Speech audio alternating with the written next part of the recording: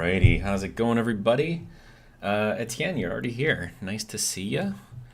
Server number 4 is available, so we're gonna hop in and continue working on our turtle. I just gotta wait for the server to respond.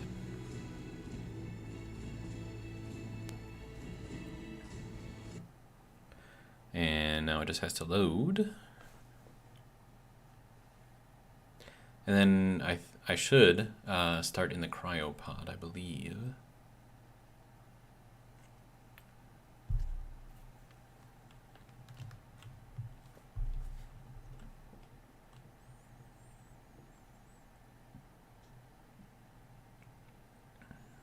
Okay, 50%. There we go, 100%. Good to go. Looks like we're gonna... Good, all right. Perfect. That makes me happy. We are still here. The turtle is still here, and it's all gravy. All right, so now we just got to go through here and turn everything on. I really do have to put like a timer block on here. Okay, so let's start at the top as always. Turtle thrusters. Actually, you know what? Air vent on, airlock vent on, assembler on.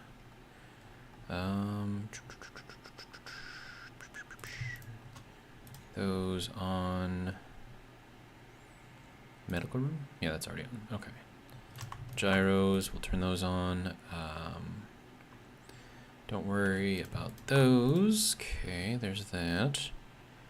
Inside aquarium, I will have to move that. Let's see, cargo container light panel.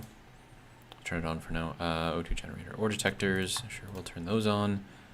Okay, so passage 3 light.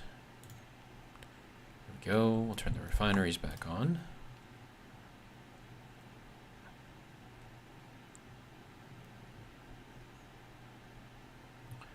All right, that should be everything, and then we just gotta put all these things back on. All right, there we go. So that should be everything back up and running. Cause, how's it going?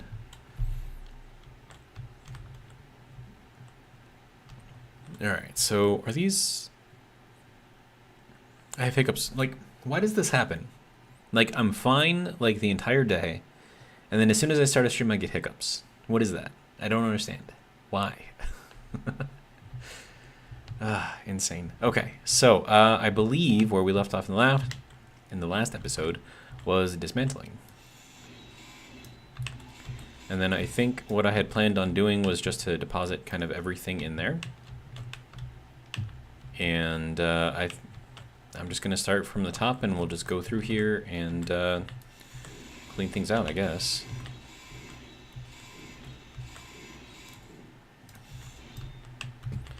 Okay.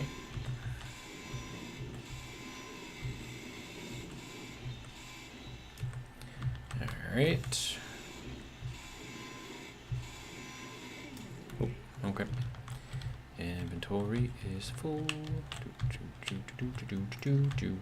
right. Can I turn my light on, please? Thank you. All right. There we go. I feel better about that. All right. And then we go down here.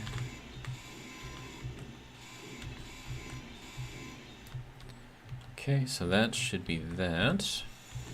Just head up here, kind of continue just ripping this thing apart. All right.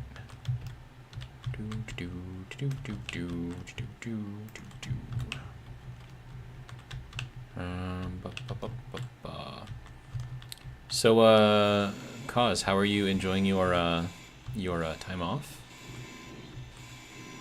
How are things going? How's your honey-do list going?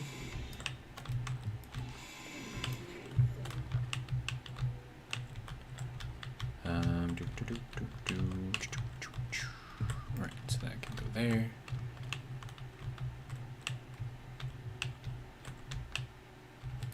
Alright, good to go. Wow, that filled up already? That was fast. Okay. Wow, I just ran into that and hurt myself. That was funny. Okay, so let's, good to go. Alright. Right, take that. Okay, so this gyroscope I'm gonna have to put back up somewhere. So where would be a good place for it? Let me think. I mean, I could put it like right here. That could potentially be a good place for it. Cause says he's loving his time off. He's getting it all done slowly. Good. No need to rush through your honey-do lists. Alright. That was not what I was expecting. Okay, so you can go there. Pick that up. Gyro. Good.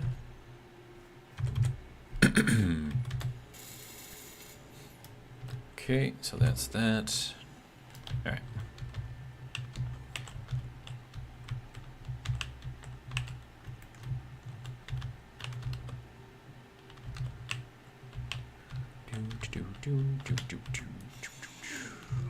That is everything again. We'll just throw that kind of directly into this. Good. Whatever I don't need can go in there. All right.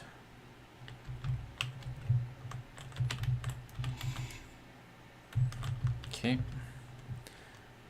There's that, and we'll put this in. Perfect. All right, so now we have our gyro back up, which is good. Okay. And we can continue.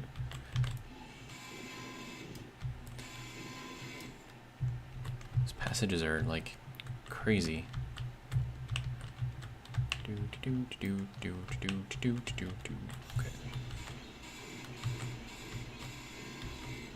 Need like a shortcut to get into the cargo area. So we'll just do it like that. Should work. All right. Get rid of that. All right, next.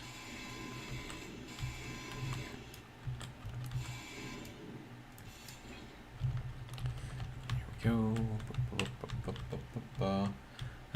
Cause asks how work was today. Well, one of the things that I was waiting on did come in, but it didn't come in until like the end of the day. And then I got another job to kind of, I don't know, take up some of the time that, well, basically just me doing nothing. So I did get a small job, but I got it pretty much designed and coded like in an hour. So it kind of didn't really do much for me, but you know, smaller job. I think for most other people, a job of that size probably would have taken them, I don't know, at least a day, like a full day, just to do all the coding and stuff and the design. But I work pretty fast. Plus I have like a method that I follow that, you know, is the same no matter what job I'm doing. So, I don't know, it just makes things go fairly quickly for me. All right. But yeah, so I mean, it's good that I've got, you know, it's good that I got some more work to do, but at the same time, it's like, dude, if you're gonna give me work, give me something substantial that's actually gonna, you know, last for a little bit. And then plus, like, I had asked for this job the day before yesterday, and I just got it today, so it's like, okay. But I don't know. I mean, if they want to pay me to sit around and do nothing, then by all means. You won't see me complain.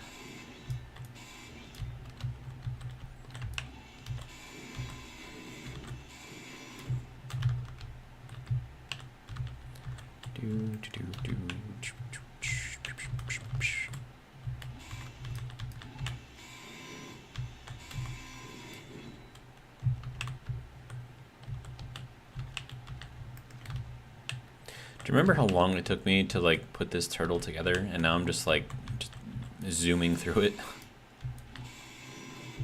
Kind of ridiculous. Okay, there's a wall there. That's good to go. But yeah, it's nice when you actually have materials and stuff. But I mean, once you get to this point in the game, like, where you have storage for everything, you can do everything, and you've got like all the best tools. It's like the only thing that you can do at this point, because survival is pretty much a given at this point, is just be creative. It's like the best thing that you can do.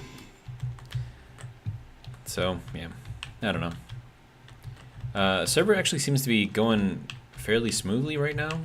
I mean, knock on wood, of course, but like I'm not getting like any lag spikes or anything, so that's pretty good. Do I just surf Reddit when I'm not working? I think Reddit is probably blocked. I wouldn't know. I've never gone there during work. I see some people go on YouTube and they watch videos during work hours, but that seems really unprofessional to me, so I don't do that either. So I don't know. Usually I try to do like some value added stuff, especially if I'm, waiting on work. So calculators that we need to make that are not the easiest thing to do, and especially if we have existing calculators that are hard to use, I'll design new ones, code them up, and that's where my coding experience comes from. So I'll work on stuff like that, and then so we have these.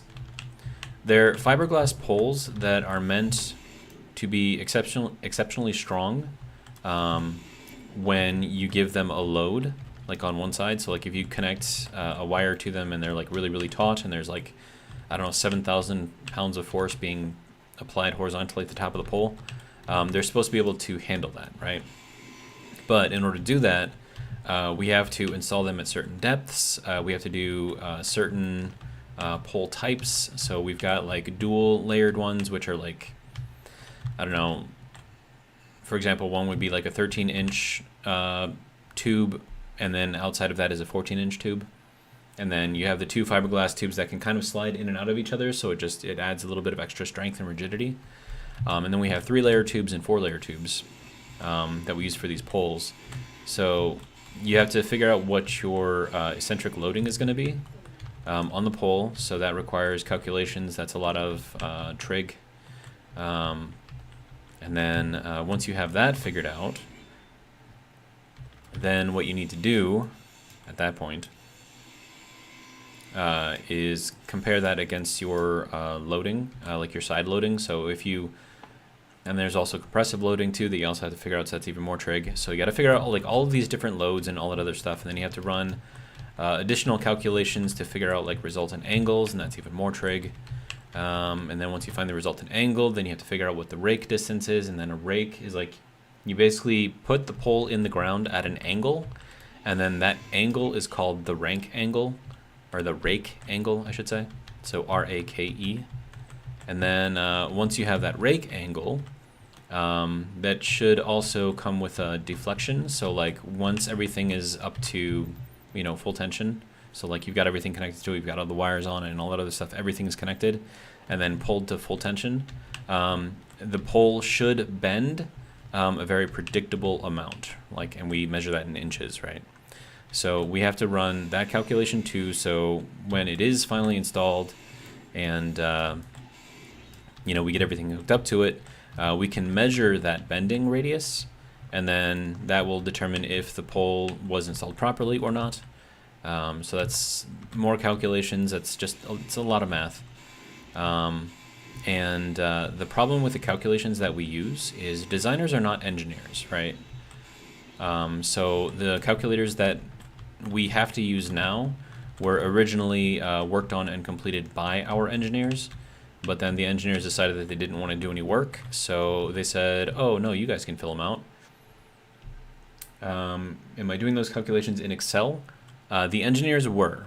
However, the pages that we have to fill out with all of the information, because we need like mounting heights and like wire sizes and tensions and angles and all, it's just like it's basically like an entire table just for the data that we have to put in, and then we have to do calculations on top of that. So it was just not user friendly, and a lot of the designers that I was helping with that couldn't figure it out on their own because they're not engineers, right? So it's not something that you would expect them to know. So I ended up building, in my opinion, a better calculator using Microsoft Access, which is Visual Basic Coding. And so that one it's a lot of drop-down menus instead of typing in the values, because you have to type in the values exactly as the coding in the Excel document calls for. And if you don't, then it doesn't calculate correctly or at all, which is a problem. So it's like you have to like copy and paste from like certain things just so that way you can get the values in there correctly, so that way the calculations work. Whereas if you do like drop-down menus, you don't have to type anything in because they're already stored, right? Yeah, Access. So it's just a bunch of drop-down menus, a bunch of buttons that you can click, and then I think I put a diagram on there that adjusts based on your load angles and stuff. So it's sort of like a top-down view of the pole itself, and then like the angle, and it has like lines on there, and the lines represent the cables or the wires that are connected to the pole, and then they adjust based on the angle that you put on there, and then it also shows the rake angle on there in relation to the other one. So it's really, really easy to conceptualize it, and that's kind of what designers are, is we're visual people. We're not really, you know, calculating people. So that it made it easier. And then I sent it off to the engineering department to approve, and then the guy that I sent it to said that I did one of my calculations wrong, and that was the resultant angle calculation.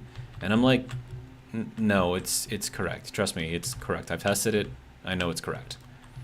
And then he didn't look at it after that, and I'm like, oh, okay, so you're just gonna ignore me now? Okay. And I think he was actually the one who made the Excel document, or he took the Excel document from the manufacturer of the poles and then like modified it for the company that I work for. So yeah, I don't know, but it's been months since I put that together, and I still haven't like heard anything back from him. So I'm just assuming that he is either forgotten about it completely or doesn't care enough about it to do anything about it. But that kind of sucks for us because, you know, I mean, we need tools that work better, and I know how to make them, but they have to be approved. So then Cost says, yeah, I've done a few Access databases. One is still in use. Got an award for it. Very good. And then your job back then wasn't programming. I mean, my job isn't programming either. I mean, this is just something that I do on the side. I learned how to do all of this stuff when I was in the Marine Corps. I had a staff sergeant who had built an Access database to handle a lot of the number crunching that we had to do, because I was in the first MAW, which is Marine Air Wing, and we were in the headquarters group, so we had like 6 different air groups under us, and we had I think we had a fixed wing group that was under us that was in mainland Japan, and then the other 5 were like helicopter ones. So we had just a ton of those. Bye-bye fishies. So, I mean, and then he was the only one who was using the program. So it was, and then he's more like an engineer type guy. I mean, granted, he had the same job that I did, but, you know, his mind was more engineering. So, like, the program that he had worked, but it was slow. Is that oh, server. What the server? What are you doing? Okay, well, I suppose that's the first real glitch that we've had today, so nothing to complain about too much. Colin says, I love Access, especially for statistical modeling. Yeah, it's pretty good at that. But I found that you can do like all kinds of craziness with Access. Like if you want to do, for example, visual graphical stuff, if you're, you know, clever enough with the coding, you can actually do stuff like that. I mean, you can literally program a game using Access. I mean, it's not amazing because it doesn't have like all the other efficiencies that like the other programming language has for gaming specifically, but I mean, you can do it. And one time I was trying to do a 3D game using Access, and I think I got it to the point to where the environment, I mean, it was just, you know, basically patches of, you know, like squares. It wasn't like anything graphically interesting, but like if you hit WASD, like you could move forward and you can see like the little squares kind of moving towards you, and then if you hit the A or the D, like it would spin one way or the other way. So I mean, like Access is great. It can do a hell of a lot more than people think that it can, and I think that's one of the reasons why people don't like Access, and they prefer other things even though they're not as good, in my opinion. But I don't know. I like Access. It's what I've used. It's what I learned, and it does what I want it to do when I want it to do it, and I can pretty much make it do whatever I want it to do, which is great. And then with another player connected, we should get another lag spike, I'm guessing, and that's probably because it's loading in all of their stuff, I'm assuming. Cause says, I started DBs using DBase way back when. Always just kind of like them. Nice. I don't know, databases are especially useful for the kind of work that I do now, because there's a lot of mathematical stuff. And if you can do something like visually, like with Visual Basic, but still pack in like all of the crazy, you know, calculations they need to put in there and have it work smoothly, I mean, I think that's definitely good.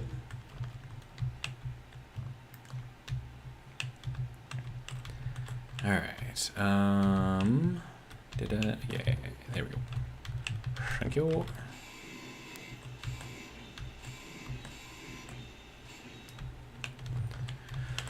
All right.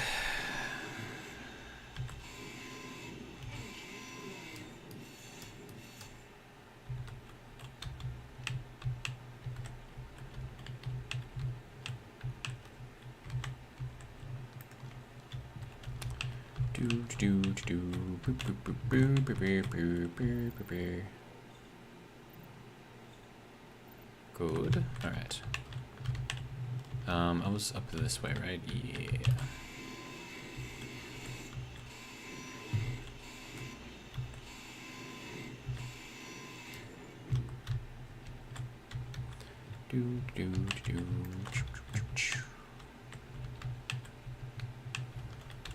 But yeah, going back to the topic. So what I was doing today, while waiting for work to come my way, was writing.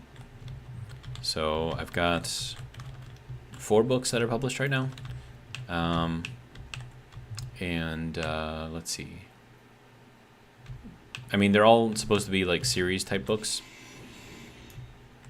So I've got one, which is the first book in a series, but then I'm still working on the second book, but those are very, very long books. I'm talking like 200 something plus pages. The first one was, I think, 150,000 words. So if you think about it as like each page in a book has about 500 words, that's about 300 pages. And then the second one, I think I'm at 100,000 or 120,000 words. So that's 200. What? I don't know. There's a lot. But yeah. So and then I have smaller books which are only like 45 pages each. So it's like 15,000 words each ish. And so I've got 3 of those that are already published, and I'm working on books 4, 5, and 6 of that series. I've got books 4 and 5 written, and I'm just kind of working on book number 6 right now. It's a little over halfway done. I think it's about 60% done. And yeah, so that's kind of what I was working on while waiting for work, at work.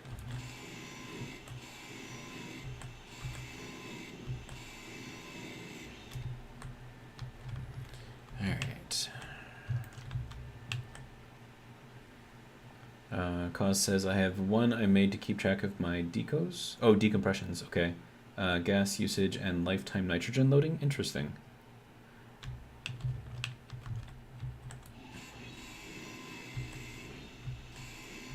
So what are your numbers?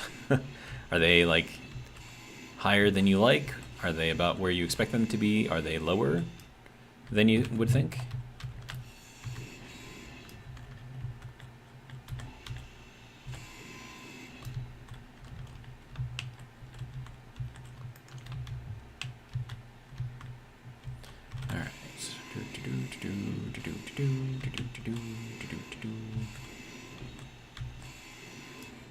My beautiful bar is getting ripped apart. No. It's fine. I'll build another one. A bigger one. A nicer one.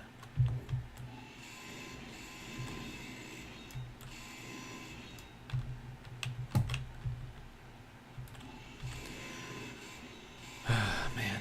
This is a very repetitive process.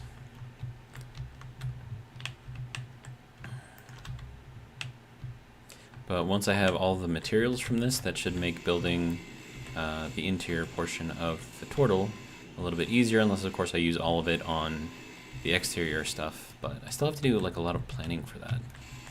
I'm still not sure how I want the new one to look yet. Well, on the inside anyways. I have a pretty good idea of what I want it to look like on the outside. Kaz says that his numbers are okay, but the end is coming.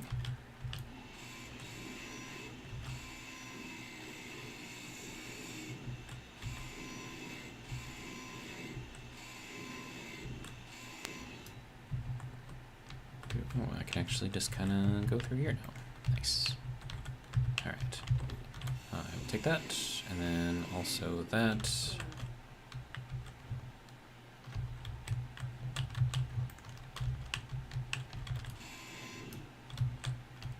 And that is full again. That was fast. All right. At my current rate, this is from Cause, probably a year or two left before I can no longer do it. Wow. So that's a lot, right?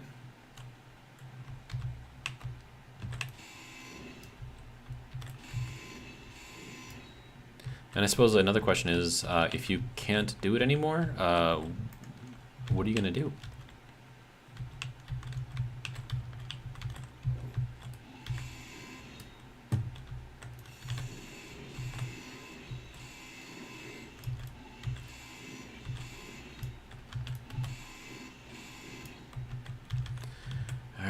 So there's that.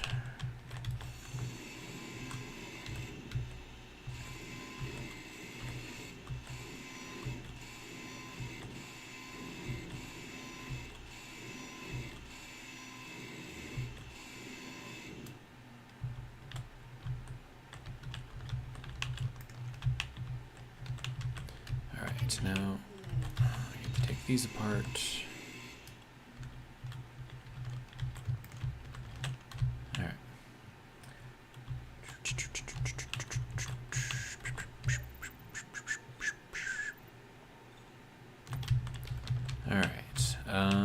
We are getting closer to having this thing ripped apart. Oh, that's going to be a full inventory and a half. Alright.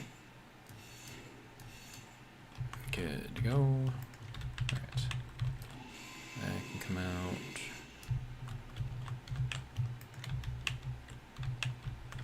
Looks like the sun is peeking out. And then he says when he has to retire, he's just going to do the recreational and the tech instruction. Well, that's cool. I mean, you got a retirement plan, right? So that's good. That's one of the things that a lot of people, like especially as they get, you know, closer to retirement age, is they don't leave themselves anything to do, and they think that they're just going to spend their time like sitting in front of a TV. But as soon as you do that, I mean, that's how you die. I mean, the human body is not meant to not do anything. Like, you always have to be doing something. And that's why people who continue working can live into their hundreds, because they don't stop.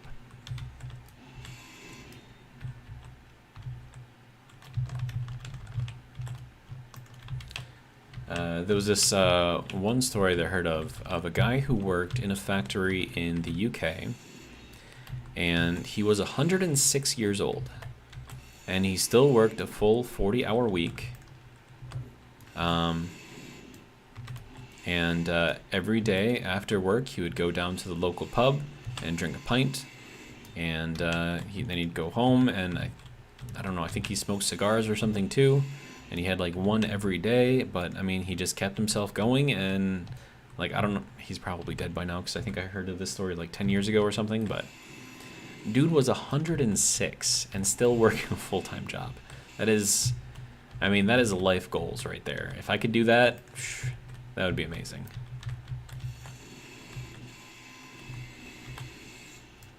And then I've seen other dudes who are 80 years old and still running track and like jumping hurdles and stuff at 80. It is insane.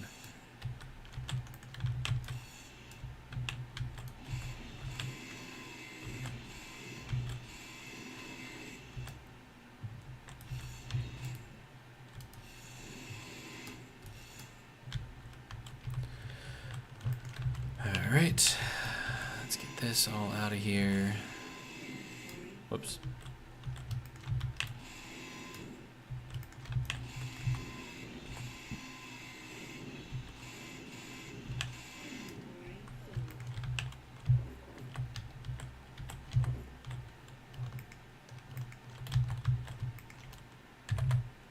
All right, so there's that. All right. Then I have to take the reactors down, so that's going to be fun.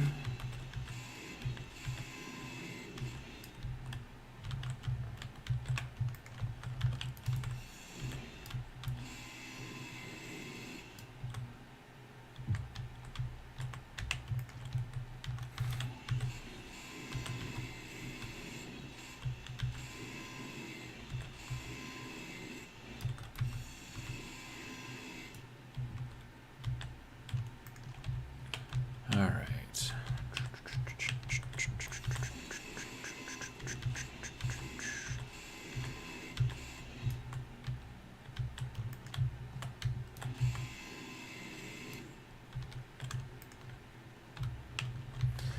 All right.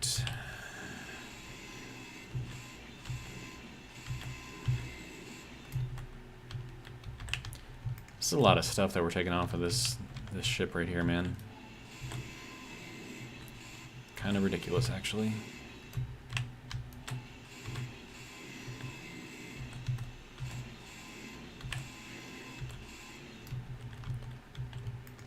All right, and then we'll take that out.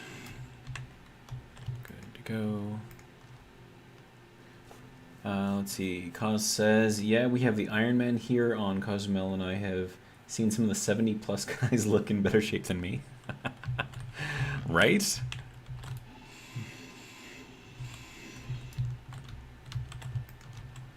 I mean, that truly is the secret, I think, to a long life, is just stay active.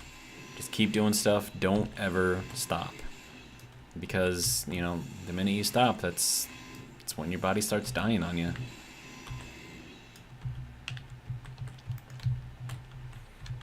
Now, if you want to go into some conspiracy theories, I can give you some stories that I have heard about the purpose of humanity and why it was brought about, let's say.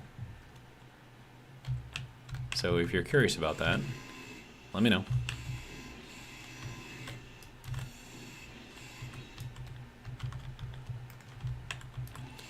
But this little turtle is nearly taken apart.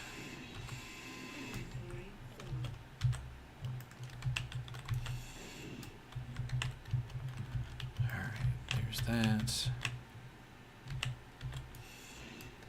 Cause says spot away.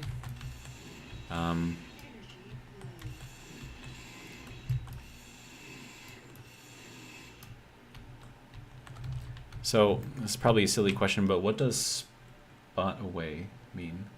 And then Etienne says, do tell. All right, so if you go back to the most ancient of human cultures, you're going to have the great city of Ur. Ur is one of them. And then you've got like the major kingdoms in the Middle East before, you know, the modern ones. And this is even before the Empire of Persia, like way before Greece and Rome and Athens and all that other stuff. And so we have stories, right, from these civilizations. Sorry, I'm just trying not to lose any of my uranium here. And in those stories, and I'm sure you guys have probably, maybe... Oh, spout. Gotcha. Okay. There is a list of kings, right? Now, this list of kings is assumed to be Egyptian in origin. However, there is some studies, I guess, out there that suggest that it's actually Sumerian in origin, and then the Egyptians just kind of appropriated it, as most civilizations do when they rise to power. And so, this Sumerian kings list lists human rulers, or rulers of humanity, back tens of thousands, if not hundreds of thousands of years, right? And we do know from archaeological evidence that humanity has, well, humanity in its current form, like Homo sapien, us, have been around for at least 300,000 years. And then, you know, the other Homo species, like Homo erectus, Homo habilis, all of those other ones, they have also been around for a very long time. And then those species goes back, I want to say like close to 1 million years. So the history of humanity on the planet is much, much longer than people believe that it is. And I'm trying to figure out which one. Okay, this has the reactors. Okay, so then all of this has to go into here. So this Sumerian kings list lists the kings by name, and also the amount of time that they reigned, right? So some of the oldest ones reigned for tens of thousands of years. And then as you get more to the newer kings, they ruled for less time. And the thought behind that is that the original rulers were direct descendants of, I guess, the actual origin of humanity.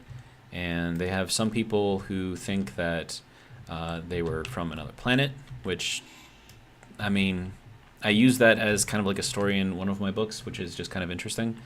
But I think it's just from greater empires. And then, like, so let me just sidetrack real quick.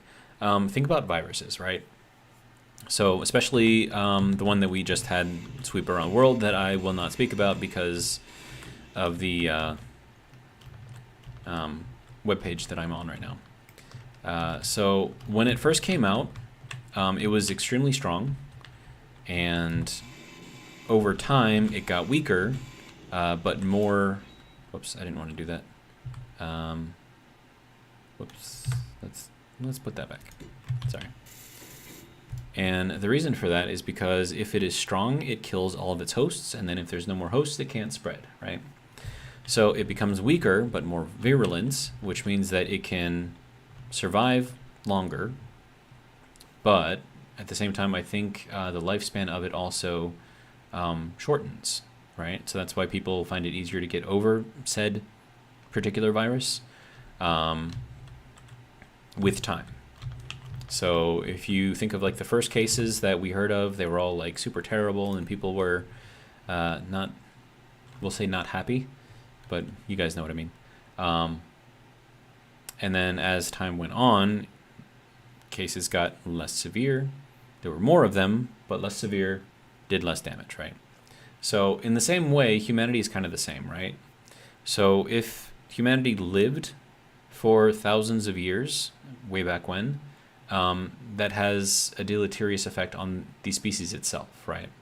Because other organisms evolve in a period of thousands of years, but if humans aren't, then when new things come about, like they get weaker to them, like so their immune defenses drop, and they end up dying a lot easier because they haven't evolved enough, or they haven't had enough time to evolve enough to create all of those defenses. So as time goes on, and humans mate and they spread their genes or whatever, and then those genes adapt and evolve or whatever, and then we end up with lower lifespans, but we're far more resilient. So now it kind of sucks that we don't live for as long as I think we probably used to live, but at the same time, it seems like our lifespans are starting to kind of trickle back upwards. So it kind of went on a downward spiral for a while. And I think to the point to where like 30s was like considered old because people would just, die. But now we're getting up to the point where it's like in the 70s and 80s, and prior to all of the things that are happening around the world that are impacting our ability to survive and function properly as a society, we were on an upward trend again. So I think the oldest that we ever had was like in the 120s, and then that like was not the case like 100, 200 years ago, right? So going all the way back to this Sumerian kings list, so I think it is likely that they were human, okay? And they ruled for a long period of time, had great empires and kingdoms, and as the earth changes over, tens and thousands of years, you know how the continental plates, tend to move, and some of them subduct and go under others, some go over others, and that's how we get our huge valleys and big mountains and all that other stuff. And so what I think happened is that these civilizations were buried, right? So, and then as the continental plates subduct under other ones, they hit the, hotter whatever stuff, and then everything that was on there starts to melt, and it goes back into molten stuff until it comes back up again somewhere else as lava, right? So it's just kind of like the way that the earth functions. So we go back to this, and we had the Sumerian kings, right? And they had knowledge that we do not have today. A good example of this would be how the pyramids were built, right? We still don't quite know. There is actually a really interesting channel on YouTube that is exploring the possibility that the pyramids were actually chemical factories. And at the time, the Nile Delta was considered the most fertile in the world. And so one of the reasons why it was the most fertile in the world is because they had fertilizer. So his thought is that the pyramids were actually not places of worship or places to bury kings or anything. They were quite literally there to create complex chemicals. And if you're interested in that, his YouTube channel is called The Land of Chem. So Chem, I believe, is the spelling. So if you're curious about that, I would highly suggest that you go and watch some of his videos. And like a lot of the graphics that he uses like compares like our modern methods of creating these chemicals to the way that the pyramids and especially the interior structures are designed, right? So it's very, very interesting. But I'm losing my train of thought here. Right, so Sumerian kings list, kings. So if we go a little bit more into the crazier aspects of these, and we assume that the first of these kings were actually visitors, humanoid, and likely, the progenitors of the human race, but from other planets, right? And the reason why they came here was because the Earth has gold, and they needed gold for, whatever technology that they had at the time. But these were high society type people, and they didn't like doing manual labor. And so like any good ancient civilization does, when they need workers, they get slaves, right? Now, they weren't about to enslave themselves to put themselves in the mines. So what they ended up doing is they took a little bit of their DNA and spliced it with some of the earliest hominid species on the planet that were already here to make a slightly more intelligent but controllable version of hominid, which eventually became the Homo, whole tree thing, right? So Homo erectus, sapien, habilis, there's a bunch of weird names for them. So in that sense, we are the results of genetic engineering, and we were made with a very specific purpose, that purpose being to work. And so the reason why I think, well, I don't know if I completely think it, but it's an interesting theory, that this could be true is because as soon as humans stop working, they start deteriorating, right? So, I mean, if you are, a super powerful civilization who has an entire legion of slaves just digging stuff up for you, if they stop working, I mean, you don't want them to continue living, right? I mean, you want there to be a reason to force them to continue working, so you put some stuff into their DNA which prevents them from stopping, right? So if they start getting leisurely or lazy, they get sick and then they die. And then they'll say, oh, hey, look at what happened to this person when they stopped working. Gee, you don't want that to happen to you, do you?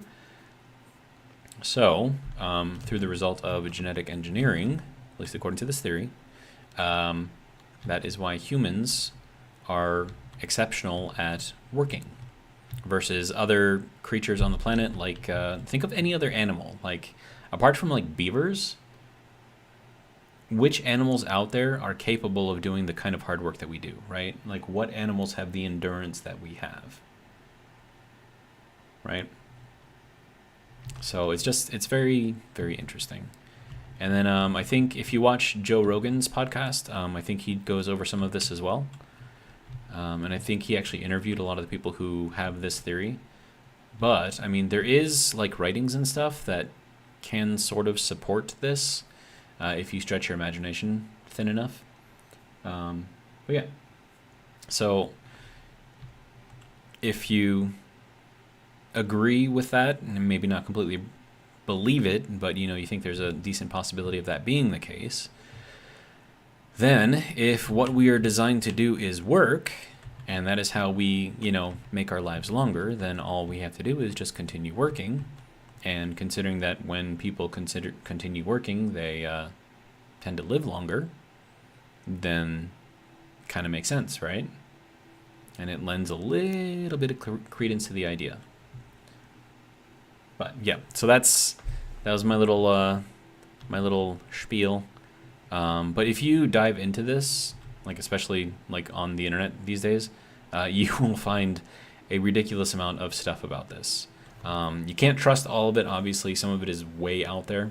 But if you follow the stuff that is supported by studies and archaeological evidence, and then you have a good understanding of geography and how, plates subduct and go up and all that other stuff, and you understand how kind of like the world moves as kind of like a living, breathing organism in a sense, then things kind of sort of make a little bit of sense, I guess.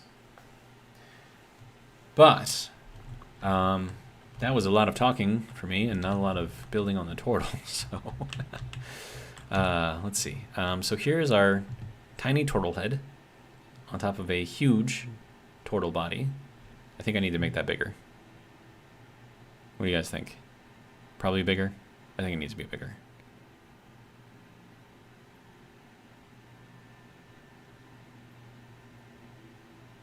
I don't know. But we should be getting a lot of energy right now, so that should be good.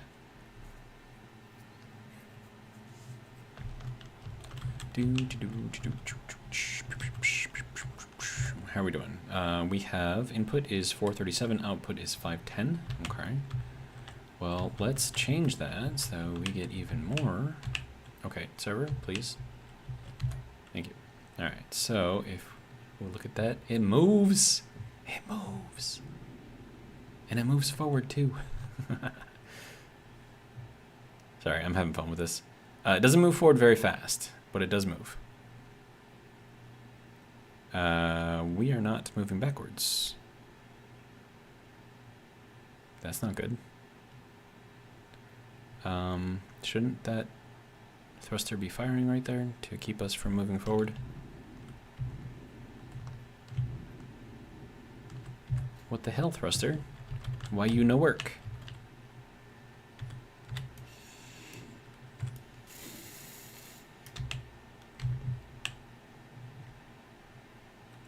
Okay, seriously, what's going on here? Why don't you have power? That has power. And didn't I make one of these things up too? Oh, wait, no, I didn't make one of these things up. I was supposed to. Wait, no, I did. I'm pretty sure I made this one up. Whatever. We'll just build it up real quick. It's fine.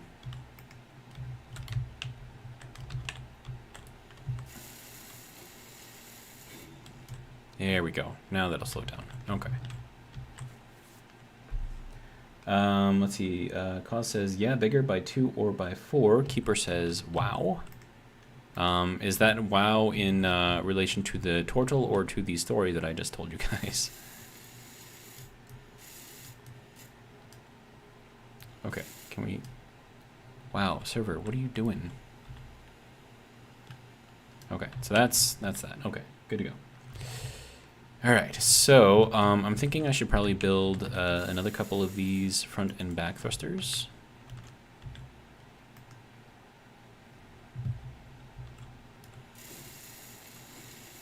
Looks like I need more thruster components. I thought I had more. Oh, no, I think I... Oh, wait, no, I do. Okay. Yeah. All right. Good to go. All right, so there's that. And then do we have any more? We have 194 thrusters. Okay. I will take that.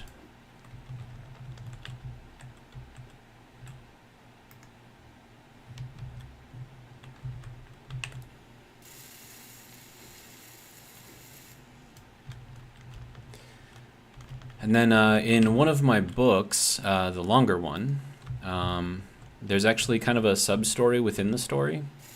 So it's like a fantasy fiction, you know, sort of think of it like Hogwarts, but in the United States, but not Hogwarts at the same time. There's a lot more detail in like the magic and how it all works than in, you know, Harry Potter. So in there is a race of ancient elves called the High Elves that are presumed to be extinct.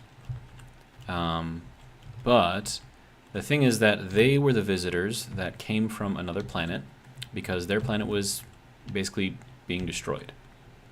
And so they came up with a type of magic that allowed them to cross worlds. And then in doing so, they found the Earth, which was, you know, good for them to inhabit because, you know, they need to breathe and they need to have proper gravity and all that other good stuff so that way they could function properly. Well, that's nice. Look at that. Look at that. I like the thrusters. That's nice.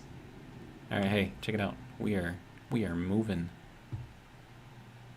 Definitely gonna need another gyro on here though, but it actually seems to move fairly well for how big it is and how much stuff is on here.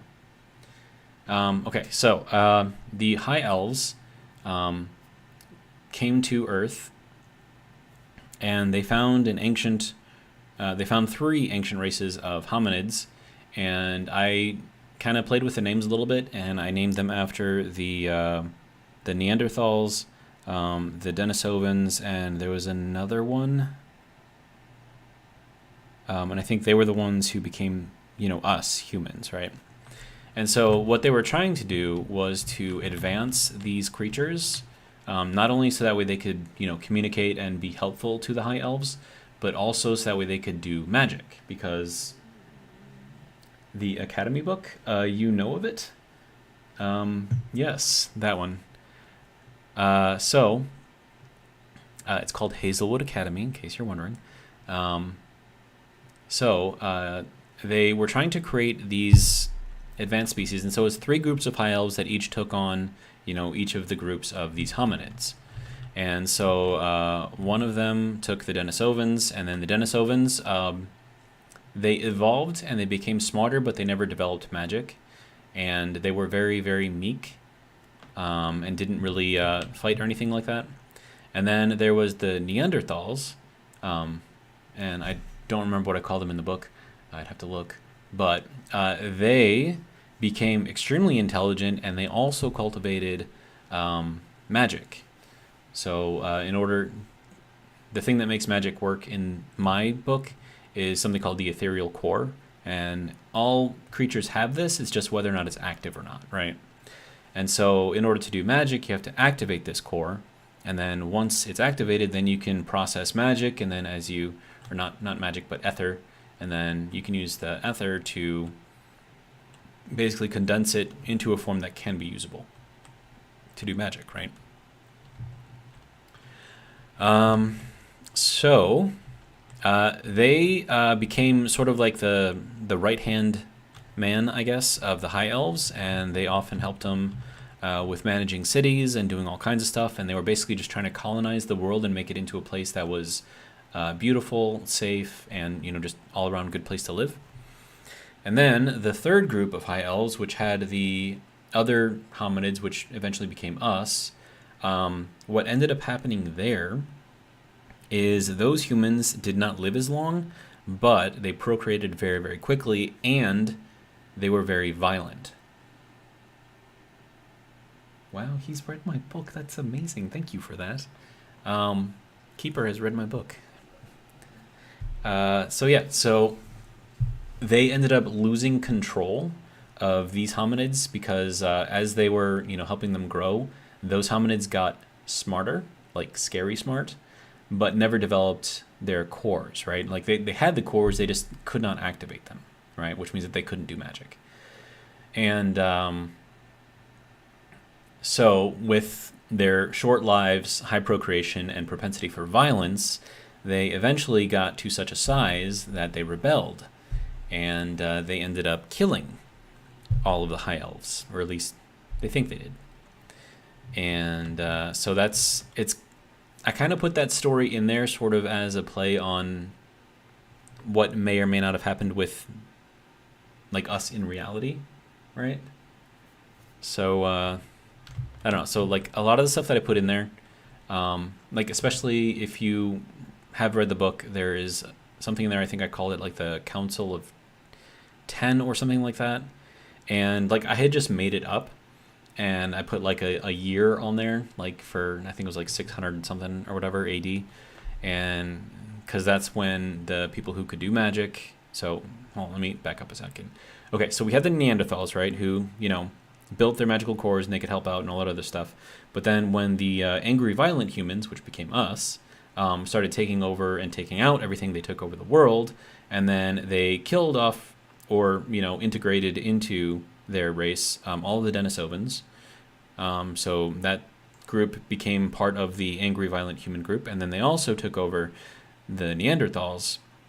And then so that's why in the book, in modern times, only some humans can do magic, whereas others cannot, and that's because the Neanderthal DNA is mixed in with the normal human DNA.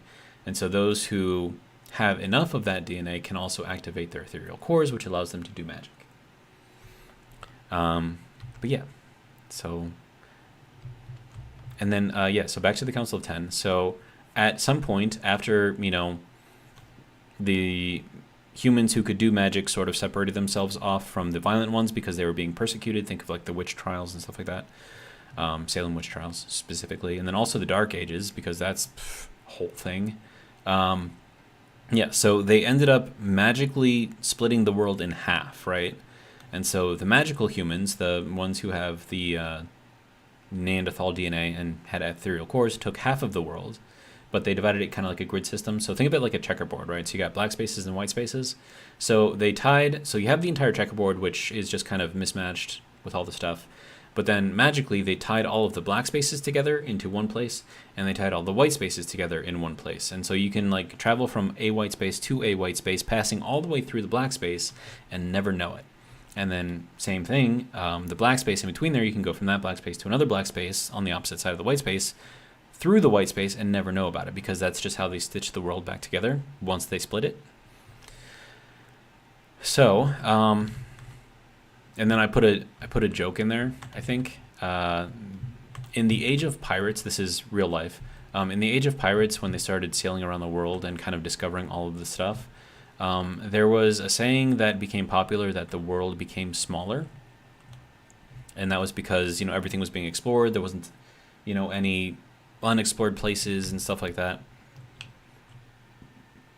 Sorry, I have hiccups. I don't know why, but okay, so the world was getting smaller. And then in the book, I put the joke in there kind of coining off of that, saying like, because when the person who was explaining how this happened to another person, and I think it was a she put in there like, when people say the world got smaller, it literally did, because they divided it into two. So yeah, I put like little nuggets of actual history in there, along with some fantasy, some fiction, some willful thinking, all the fun stuff that people can do. And I've been just kind of like talking for a long time and not doing any actual work. So no, that is the wrong button. That is the right button. All right, good to go. But yeah, Keeper, as far as that book goes, the version that you read was the one that I edited myself, so there's probably a lot of errors in it. I did eventually get an editor who did go through there, and I think she charged me like $8,000 to do it. But she went through the entire book and like edited it and everything. And I also went to an artist who I really, really, really like his art. He's the one who did the covers for the Space Engineer series. And so he did the cover for that one. And I have the paintings actually hanging up in my living room. And all I have to do is just kind of put the book together and like put the artwork back in there the way it's supposed to be on there, and then re-release it as a new edited, version. But I think what I ended up doing, because the editor had complaint about one of the sections, so I took it out. So I think I have to take the section from the original book and put it back into the new edited book, and then go through and do the editing on there again myself. And then put the book all back together, probably read it a few times to make sure that it's all logically consistent, and then republish it. So that's it's the idea, but I'm, apart from always wanting to be busy and always being lazy, I just haven't gotten around to it. So yeah, but I mean, I've got everything like in order. I just have to do it. But it's going to take me, it's going to take me a long time, because I have to proofread everything again too. So that's just going to, and it's a long book to read. So I don't know. I don't know.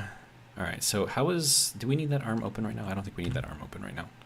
Why do I keep, man. Okay. K, not J. All right. Drill wall. Good. We will reverse. That should bring that back in. And maybe it won't bounce around so much.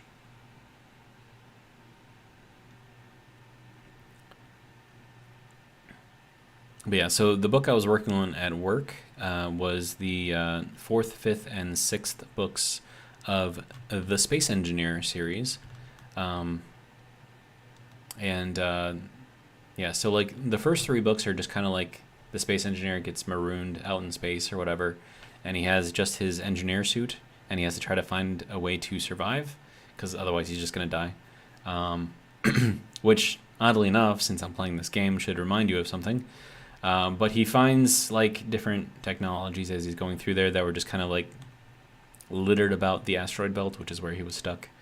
And he just kind of puts stuff together, and then he finds some stuff and finds a companion, and then that companion follows him. And then in the 4th, 5th, and 6th books, because like the first 2 is really just kind of those 2, him and his companion, but the 4th, 5th, and 6th books there's a lot more people in it, and there's a lot more going on because things are kind of speeding up a bit. So the first 3 were just like survival, and then the second 3 are going to be more of like, okay, this is what the story's actually going to be about.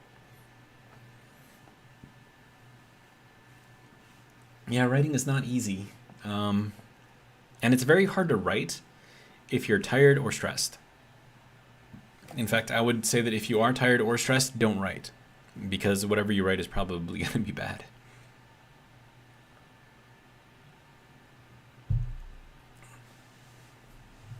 There have been like entire weekends where I've just like sat at the computer, like just typing away at stuff, and then like at the end of it, and I'm doing it like when I'm tired and stuff, and then at the end, like the next weekend or whatever, when I'm reading through it, it's like, wow, this is terrible. And so then I end up just deleting the whole thing. But yeah, I don't know. So what do you think? Do we do thrusters? Yeah, let's do thrusters. We'll make a bunch of those, and so we have 114, so I can actually make another thruster. probably the one of these ones. How about this one? I like this one. Because these are the ones that make me go forward, so I definitely want these to be a bit more powerful. And what time is it? It's 8:02? Okay, so we'll probably end this at 8:30 again. I swear I feel like I've spent like half of my time in this stream just like talking and not playing. So, anyways, okay, so that is that. Now we need a ton of thruster components, so let's just make a bunch. And then I have to put the reactor components back up there, but I have enough solar power now that I think it shouldn't matter too much. So let's just make like 1,000 of those. I don't even know if I'm gonna have enough actually. Platinum. We're at 4. Yeah, we don't have enough to make that much. And then gold is... Where's gold? Do I not have any gold? Or is it elsewhere? Or am I blind? I think I'm probably just blind. Looking for AU, right? So there's uranium, silver, plutonium, platinum, sorry, not plutonium. Oh, there it is. Okay, so we have 1,000 gold right there. Okay, that's good. Plus some there. How much do we need? Okay, so we have enough gold, so that's good. Etienne says that's okay. It was good talking. Part of why I'm here.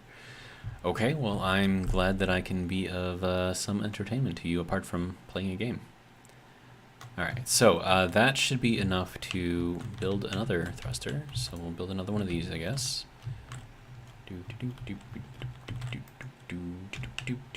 Alright, that will go to that one. Good. And then this should be building like very quickly too, because I've got all speed modules on the assembler. Okay, so now we have 3 forward, 3 reverse. So that's good. And then I have to figure out what I want the interior of this thing to look like. So I know that I need this section sort of blocked off, but I can do something, and I need to put in a ton of passages through here too. So maybe I should work on that. Actually, let me just put the passages, like the frames in, and then we'll kind of work on it after that. So we'll go there.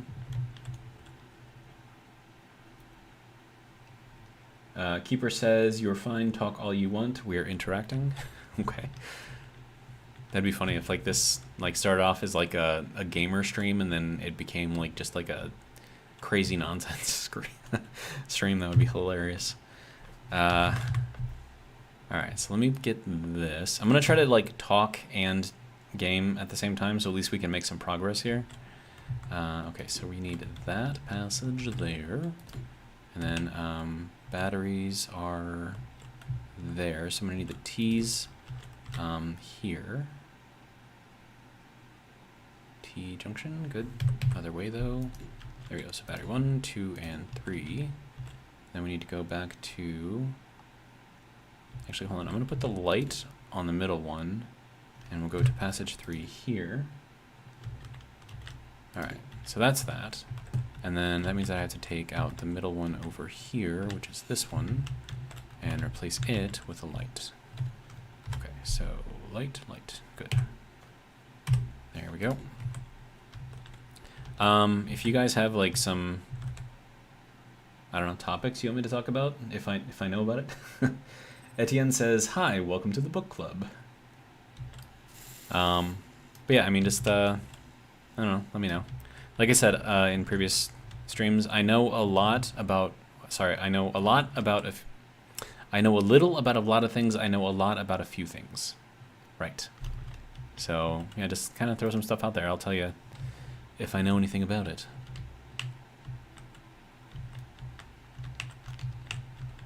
Alright, so that.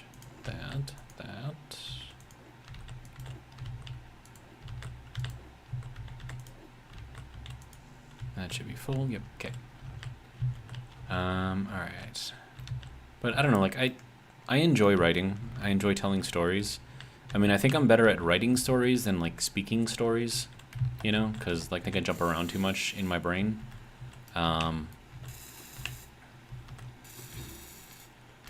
but I don't know. Like, at least, like, in a book, like, I can sit there and just, like, kind of write down all my thoughts and then tie everything together logically so that way it makes some sort of coherent sense, whereas if I'm talking, it's all just kind of like stream of consciousness and it's just all over the place and it's just kind of all over the place, like I just said. See, like, I'm repeating myself, right? That's what happens when I talk. But, like, if I'm playing a game, though, and talking, like, it's easier because then I just have to tell you, like, what I'm focusing on. But if it's about, you know, stuff that is, I don't know, not as apparent, I guess, like, you know, for abstract concepts like, you know, the origin of humanity, or, you know, books that I've written and the ideas that I was thinking of while writing the books, it just kind of all over the place, I guess. All right. And I need small steel tubes. All right, so that's that. Okay, so that should be everything there. And then these should all be done, right? Yeah. All right. We can grab this. Okay, good. All right. Etienne says, hell, I was enjoying hearing you talk about the fiberglass poles and how you calculate the loads. That's funny. Let's see, another program that I built for the company that I work for is a guying program. So if you ever look at like electrical poles and you see those little wires that connect from the top of the ground, or sorry, from the top of the pole to the ground, and they usually have that little yellow sleeve around there, that is called a guy, so G-U-Y. And they use that for like large antennas or like TV towers and stuff like that, just to kind of hold them in place. Let's see. So Etienne says, where we came from in the theory of entropy was a bonus. Okay. I mean, that's actually a good way to put it, is the theory of entropy. Because, I mean, that is basically what it is. Yeah, I like that. Huh. And you know what I could do? Right here, I could put a programmable block or a timer block or something. And then I could do another one not right there, apparently. Okay, so I'll just do one over here. So I'll stick a timer block in there, and I can use that for stuff, I guess. And then timer. Ooh, what is this? Oh, that's automaton timer. Okay, never mind. Okay. That needs to be... Oh, that requires interior plates? Okay. That's fine.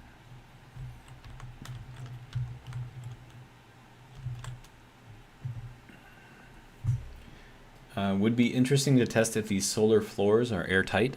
I'm fairly certain that they're not. In fact, I would say probably about 95% certain that they're not. And the only way to test it, I suppose, would be to try to seal it off and then try to shove some air through there and see if, or just plug each with a vent and see if it turns blue. Yeah, that would be, yeah, the easy way to do it. Let me throw some more blocks in there so we can actually have something of a sealed area, and then I'll see what I can come up with here. All right, so we need you to be like that. All right, so there's that timer block, and then from here we need a passage, but the T. There we go. All right, so there's that. There's that. Okay, so give me a second, and I'll try that out. I think I also have to connect oxygen to it, because otherwise, if there's no gas behind the vent, then there's really no point. Okay, so there's that, and then I suppose what I could do is put another timer block over here. That would actually be a good place for it. Yeah, I'm gonna do that. Okay, so I need another T thing. Nope, I keep hitting the J button. I am not playing Stationaries right now. Ah, man. Keeper says, I don't think they're airtight, Carl. But you know what? We will test it, actually, because that would be something good to know for sure. So, actually, hold on. Let me go G menu, passage. I need one of these, and then I need a timer block. Grab one of these, grab all the parts for it. Perfect. All right, so that goes there. And then, well, hold on, let's put in the passage first because I've already got it here. So that can go there, and then the timer. Now, I think we can seal against the timer, so I'm not really too worried about having this in here like that. So that'll be good there.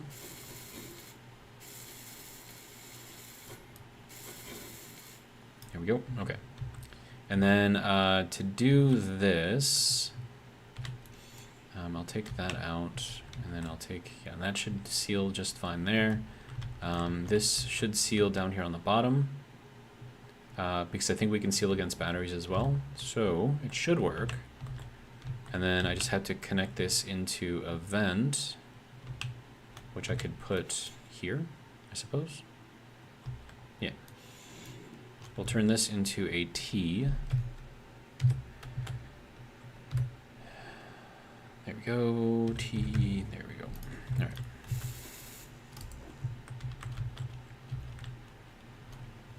right. Cause says, if nightmares are bad dreams, then what are good dreams called? Night stallions. Nice. Little horse joke there. Very clever.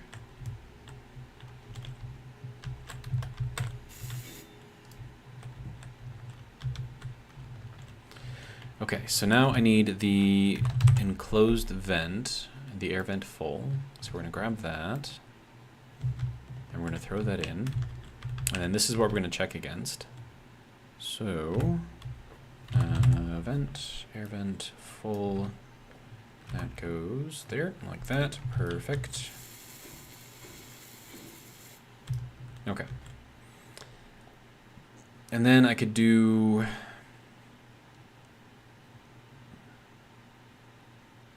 another, like a corner passage and just have it end there. That would probably work. So passage, corner. And then of course I need to see how that's in here. So right now it's yellow, which means that it is not going to seal. That is to be expected. And of course I need an interior plate to grab that. All right, there we go. Keeper says cause. Wow. That's funny. Okay, so this should technically be all sealed over here.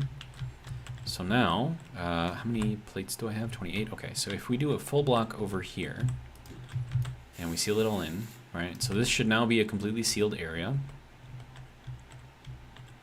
So if this is blue, then the solar panels seal. If it is not, then they do not. Now, another thing that I could do is take out that block down here and replace it, because this just might be like too many blocks. I mean, I know that doesn't actually matter, but I will stay in here, and then we'll just put this here and completely seal it in, and we still get nothing. Okay, so that is, I would say that's fairly definitive, that the new solar panels do not seal.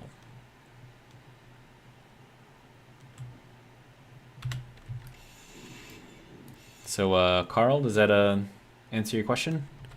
Does that help you out? Hopefully, we gave you some useful stuff here.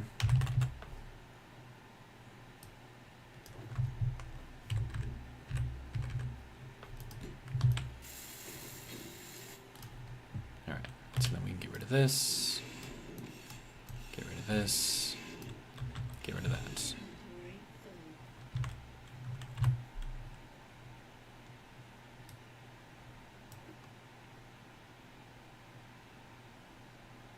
What do I want to get rid of? 248, 480 for that, 1,400 for that. Okay, we'll get rid of that for now. All right, so then I need to put in a straight piece in here again.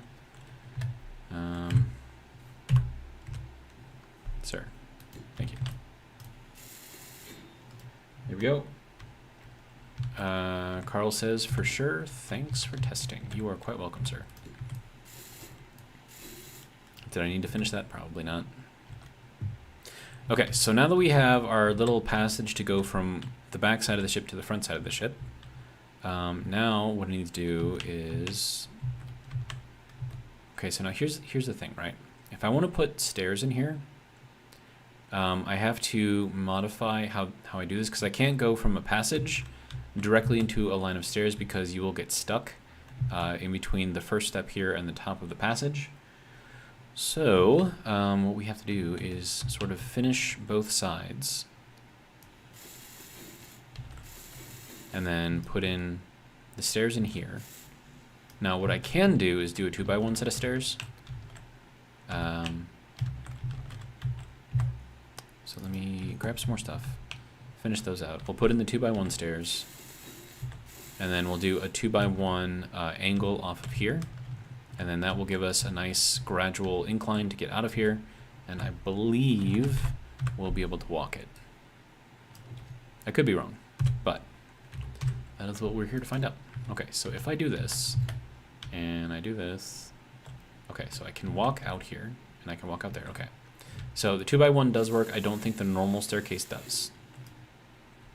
And then we go to here, and then we go to here.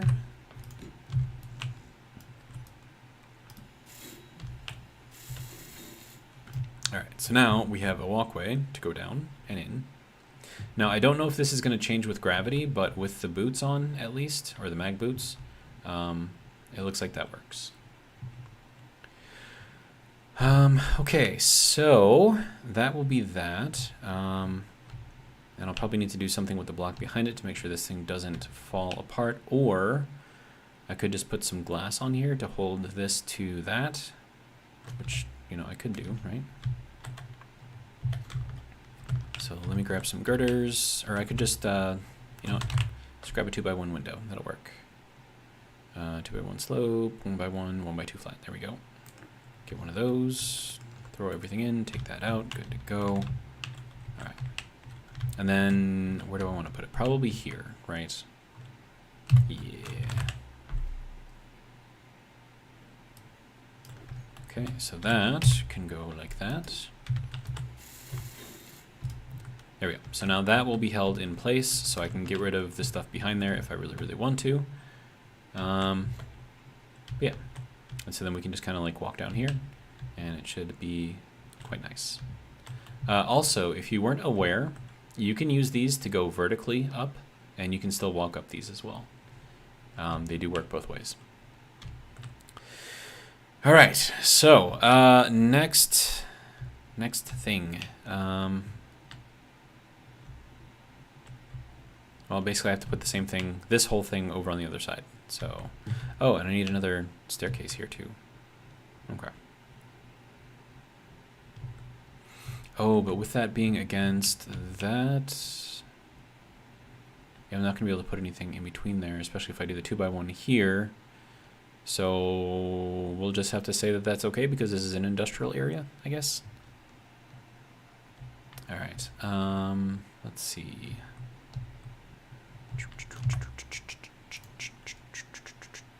Wait, how many thrusters did I end up making? Thrusters. So we have 13 in there. We have 900. Wow, we made a lot. Okay, that's cool. Should I build more thrusters? I feel like I should build more thrusters. Okay. So we want the forward thrusters, right? Those have to be strong. Okay, so there's 4 there, and then I mean, we can put 8 things in here, right? So might as well.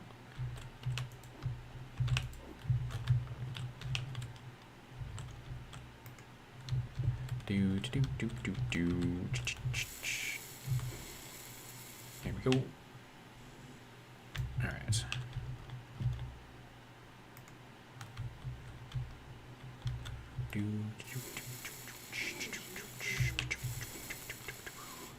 All right. I am making strange sounds as I build. Don't worry. I am only partially insane. All right. Did it say my energy was low? Yes, it did. All right.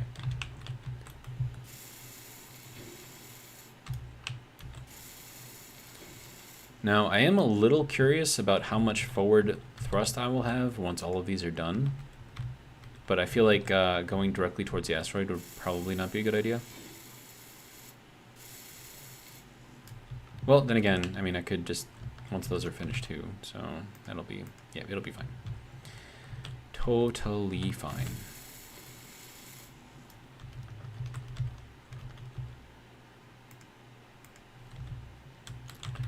Do do do do do do do do do do do do. All right.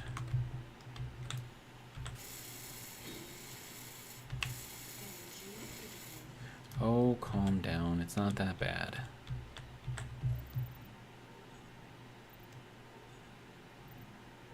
All right. Good to go.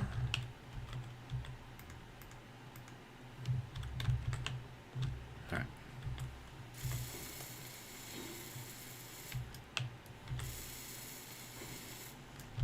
So this should give us quite a lot of get up and go. So if we want to go to another asteroid, we probably can. And then we can just kind of continue building as we go. That way we can at least, continue, exploring. And then maybe another player will see a turtle flying across the sky and they're going to be like, what is that? All right, so there is all of that. Good to go. So let's see how it goes. Okay, it's not amazing, but it's not terrible either. I mean, for as big as this thing is, it's really not bad. And the side to side though, that needs some help. That definitely needs some help.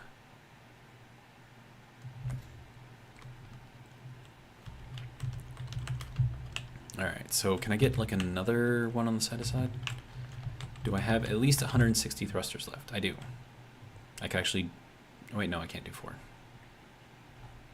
That sucks. Unless I have thrusters elsewhere, which I do not. Okay, so we'll do just 2 more. So we'll pick up this one, and we'll pick up this one. We'll get those built. And then I have to see what we have in the way of platinum left. Because I think platinum is going to be the thing that is going to prevent me from making all of these thrusters. And then if this is not enough thrust just in this little ring right here, we could actually put another one up here, kind of in the top part of the shell. And then we can kind of build around that as well and make kind of like a mezzanine, I guess, where you have like, because it'll be like a glass roof through here. So if we have like a mezzanine and it's like a whole like walk around area that just looks really nice, I think that would be kind of cool. And then as you're looking through the top of this thing going down, you're going to see 2 rows of thruster fire, which I think would be kind of cool. All right, so you are done. Yes, okay, good. Next. Good.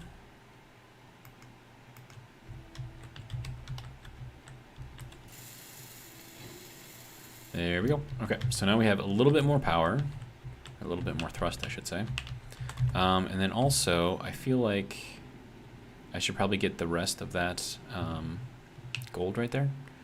So what I should do is we'll go into the groups here, and we have hinges for the drill wall. I think I'm going to put this here. That will just be reverse, and then we have hinges for the drill arm. That will also be reverse. And then we have pistons for the drill. Those need to be reverse. All right, so those reverse. And then I need this to be there. Okay. So first thing, we open up the wall. Okay, so that's the wall being opened. And then we shove our little drill head out. And that is kind of what that looks like. There we go. And then that is all the way out. And then once that's done, we extend the pistons, which then pushes the drill head way out there. I mean, it's not amazing, but it's not terrible either. And then, uh-oh, it's not letting me control the drill. That's not good. Oh, is it this drill? There we go. It's that drill. Okay. Alright, so now, well, I cannot see that in first person, so that's terrible. Might have to put a camera or something on there. Look at the thruster fire. That's nice. I like it.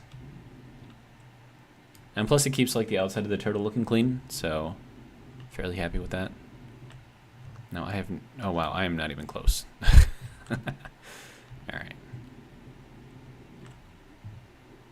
I don't like that I can't share the inertial tensor there, because I feel like that stuff is just moving too much. Alright, so let's go a little bit closer. Carefully though, because we will break stuff. Alright, we are a little off target. Alright, so that should get us into the gold. Perfect. Look at that. We are mining gold directly from the large turtle. I'm okay with this. This makes me happy. And then I suppose with as much like give as that thing has got, like bouncing around all over the place, I think it'll be hard to do like any kind of substantial damage to it. I mean, I could be completely wrong, of course, but I think that is what that means.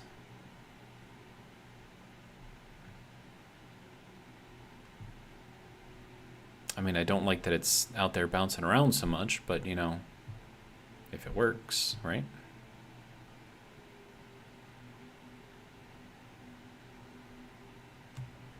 I don't know. What do you guys think?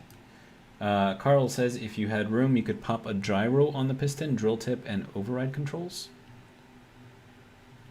Oh. That would be interesting, but that would take up a lot of space.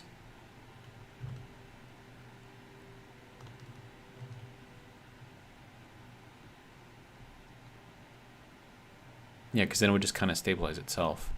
But I think if I did that, it could potentially add on a lot of phantom forces, especially since it's on a subgrid. So I'm not sure exactly how I feel about that. I mean, it's an interesting idea for sure. But I kind of wonder, you know?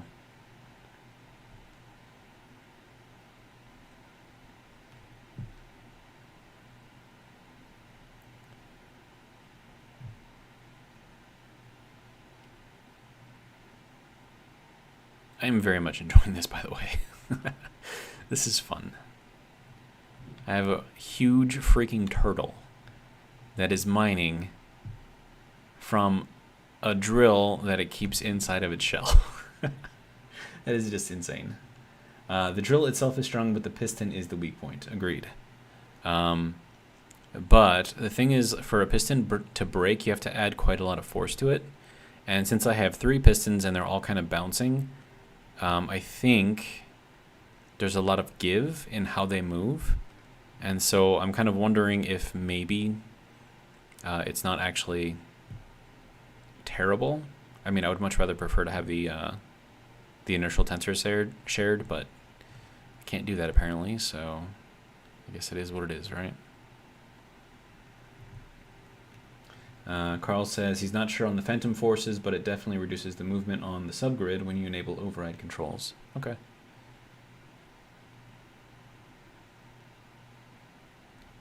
I mean, I've got room for it, I guess. Yeah, see, like right there, like pushing against the wall right there, I think that probably would have broken something, but because like there's so much flex in this to begin with, I think it was fine.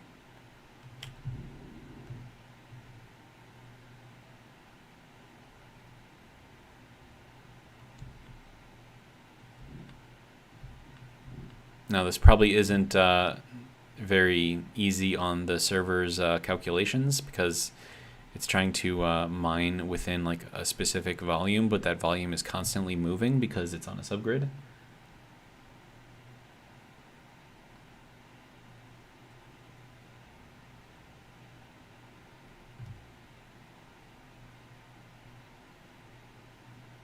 Now, the other question I have, if I did put the gyro on the drill head and told it to override, right, would that also try to override the movement that I'm doing with the turtle to move the drill around? You know what I'm saying? I kind of wonder about that. Carl says, I think you did a pretty sweet job on your hidden drill. Thank you, sir. Appreciate it. I am quite proud of it myself. And then how much gold do I have at this point? Probably should be a good thing to check, right? Gold, 57,000 in there. 10,000 in there. Okay, cool. And that is going, oh, I should probably rename that. Refinery 2.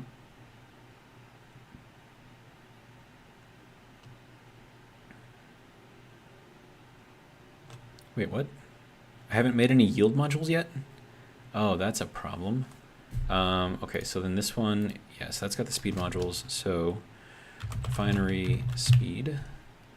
And then this refinery is going to be yield. Okay, so I need to make those like now. Because otherwise we are quite literally wasting gold.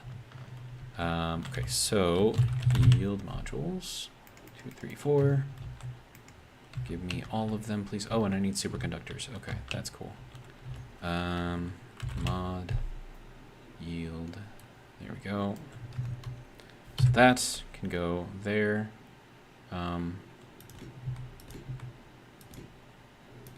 we go.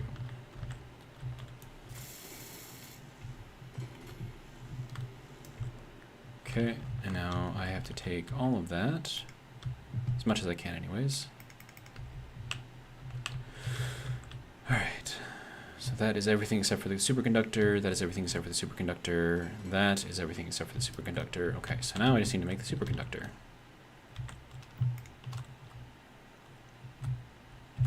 And then I should have all of the pieces and parts to make that, but it is slow even with full speed on the assembler.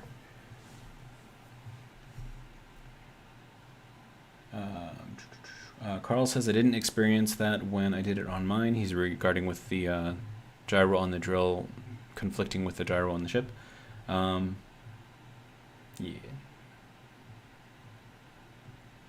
I mean, I could try it, I suppose. Wouldn't hurt anything. Oh, and since I have superconductors, I can make a jump drive. That would be cool. And then these refineries are going to be using a lot of power. So I think I probably need to flip the ship around. Actually, let me replenish my gases real quick. What time is it? It's 8:35. Okay, so I should also probably start shutting down the stream a little bit, but I would like to get out where I can get some delicious sun rays. So we will spin this guy. Okay, so gyro spinning is still fairly slow, which is unfortunate. Now, all I need to do is just look for the sun inside the middle of the tortoise. Like that. That's funny. Okay, so, and then, how would I do this? If we flip it down this way, get it sort of in the middle of the little window right there, and then that's basically where we need to be. So hopefully that will offset some of the power use. Let me see what we've got. Input is 426, output is only 90? What? With the refineries running, it's only 90? That makes no sense.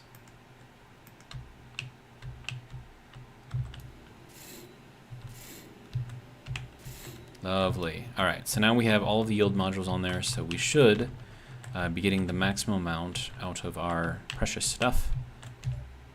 So let me just go in here again. Refinery, yield.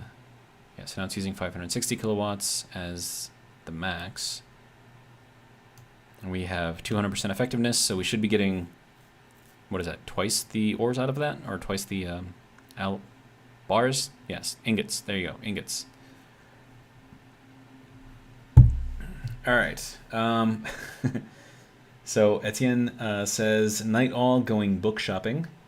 And then Kaz says, hasta mañana, mi amigos, good night all. So good night, everybody. Thank you for showing up and listening to me ramble about crazy things. I'm just going to kind of put the drill away real quick. And then once that is in, we can close the drill and the wall at the same time because they kind of move parallel to each other. So that should not impact anything, and then they will be nicely stored away. Yeah, buddy. Hidden drill. I like it. All right. Anyways, so yeah, that is going to be it for this episode. Hopefully you guys enjoyed. And if you did, hope you'll join me for the next one, which will likely be tomorrow night at 7, like always. But yeah, now I just got to go through here, and you know what I could do? I could set up that timer to turn off all of the things that need turning off. So timer block 1. So this is shut down, and then this one could be startup. Start up. I mean, I probably just need one for this, but I don't know. It's fine. Okay, so we'll go here, set up the actions. Okay, so this needs to go with groups. Thrusters. Okay, so that's just going to be weird. Okay. Oh, this is going to be interesting. Well, I need to group all the lights. You know what? No, I'm not going to do that right now. That's going to be a little bit too much to do, and it's just going to be easier just go down the list, I think. So assembler off. I will set it up eventually, just not right now. Conveyor sorters off. Wait, do these even use power? Do they use power? They do. Okay. So gyroscopes off. Those are fine. Cryo room obviously has to stay on. Ore detectors can turn off. These passage lights can turn off. These can turn off. Hydrogen tanks, timer blocks. Do these use anything? No. Okay, so those can stay on. And then all of the thrusters can turn off. And then how much time do we have? We have infinite time. All right, good to go. Okay, so let's see. Carl says, the beginning of your last 3 streams has been... I should set up a timer. Absolutely. But maybe the next one. And probably not the next one, but the next one after that. But probably not that one either, but the next one after that. But that's going to be it for me. Like I said, hopefully you guys enjoyed. And come around tomorrow around 7. And we'll do this again. But that's all I got.